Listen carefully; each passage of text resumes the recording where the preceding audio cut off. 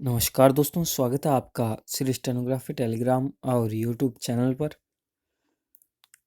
Dictation start होगा ठीक 5 second बाद। Ready, start. गौरतलब है कि प्रदूषण के मामले में दिल्ली सहित देश के बाकी शहरों की ये हालत तब है जबकि स्वच्छता के लिए देश भर में सरकारी और सामाजिक स्तर पर न सिर्फ कई अभियान पहले से चल रहे हैं, बल्कि उनकी सफलता के दावे भी किए जाते रहे हैं। बीते एक साल में कोरोना के कारण देशव्यापी पूर्णबंदी के कारण जो स्थिति में यहाँ तक सुधार देखा गया कि केंद्रीय पर्यावरण मंत्री प्रकाश जावड़ेकर ने सभी मुख्यमंत्रियों को एक चिट्ठी लिखी। इसमें मुख्यमंत्रियों से उन्होंने अनुरोध किया है कि पूर्णबंदी के कारण औद्योगिक गतिविधियों, यातायात आदि में कमी का प्रभाव प्रदूषण पर साफ दिख रहा है। अब हवा पानी पहले से काफ़ी साफ है और ध्वनि प्रदूषण भी कम हुआ है। लिहाजा ऐसे में इसे एक बेंचमार्क मानते हुए आगे के प्रयासों को जारी रखना चाहिए। कोरोना काल में आबोहवा में सुधार का आलम यह रहा कि उत्तराखंड के कई इलाकों में गंगा का पानी पीने लायक हो गया, तो पंजाब और उत्तर प्रदेश के कई इलाकों से हिमालय तक साफ दिखने की बात लोग सोशल मीडिया पर तस्वीरों के जरिए करने लगे। इस दौरान गंगा और यमुना नदियों में डॉल्फिन फिर से देखे जाने की खबरें भी आई। सुबह टहलने निकलने के आदि लोगों की नींद फोन कॉल या अलार्म बजने से नहीं, बल्कि उन चिड़ियों की चहचहाहट से खुलने लगी जिनकी आवाज़ तक वे भूल चुके थे। इस बीच वायुमंडल में घटे प्रदूषण के कारण भारत में ही नहीं, बल्कि पूरी दुनिया में भरोसे और उम्मीद का माहौल बना।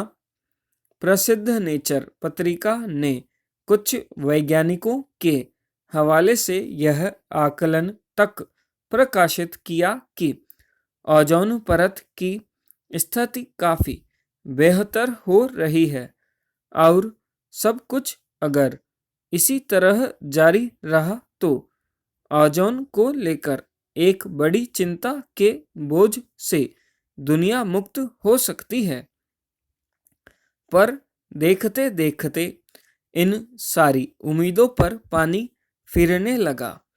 ज्यों ज्यों हालात सामान्य होते गए, एक तरफ तो हवा में कार्बन का जहर पहले की तरह घुलना शुरू हो गया, वहीं दूसरी तरफ नदी नालों का प्रदूषण अपने पहले के स्तर पर आ गया।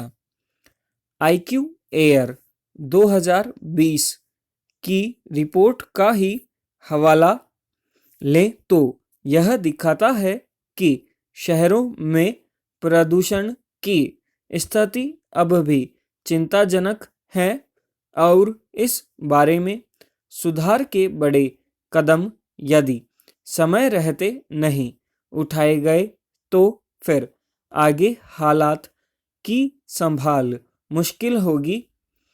मसलन दिल्ली में पिछले कुछ महीनों से प्रदूषण के स्तर में थोड़ी बहुत सुधार देखने को जरूर मिली है, लेकिन यह नाकाफी है। दिल्ली की वायु गुणवत्ता 2019 से 2020 की तुलना में 15% बेहतर हुई है।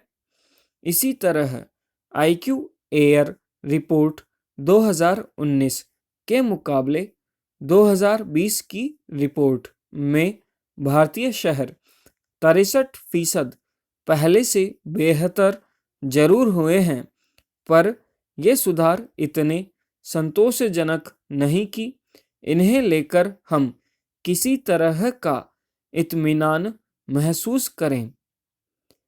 IQ एयर 2020 रिपोर्ट पिछले साल कोविड-19 के दौरान पूर्णबंदी जैसी स्थिति से वायु गुणवत्ता पर पड़ने वाले प्रभावों को भी दर्ज करती है। लिहाजा स्विस संगठन के इस रिपोर्ट में अगर दिल्ली को दुनिया की सबसे अधिक प्रदूषित राजधानी बताया गया है, तो यह इस बात को रेखांकित करने के लिए पर्याप्त है कि स्थिति में सुधार की किसी बड़ी कवायद से तौबा भारी पड़ रही है। विराम समाप्त।